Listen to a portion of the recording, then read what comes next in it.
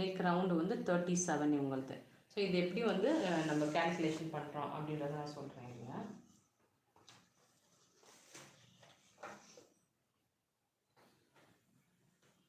First neck ரவுண்டை வந்து நம்ம 6ஆல் divide பண்ணிப்போம். 37 divided by 6 equal to நமக்கு 6.1 வரும். 6.1 வரும். அதுக்கப்புறம் வந்து நம்ம 0.5 வந்து இதில் வந்து ஆட் பண்ணுறோம். 0.5 ஆட் பண்ணிட்டாக்கா நமக்கு வந்து எவ்வளோ வருதுன்னு பார்க்கணும். ஸோ நமக்கே தெரியும் 6.7. இதுக்கு வந்து நம்ம கேல்குலேட் பண்ணணும்னு கிடையாது. இப்போ இதுக்கு வந்து 6.7 வரும். இப்போ 6.7 வந்த பிறகு திருப்பி வந்து 6.7ஓட ஒரு 0.5 வந்து ஆட் பண்ணணும்.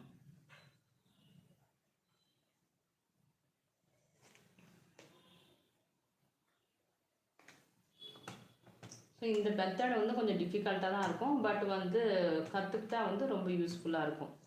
ஸோ இப்போ வந்து 7.2 வந்துடுச்சு.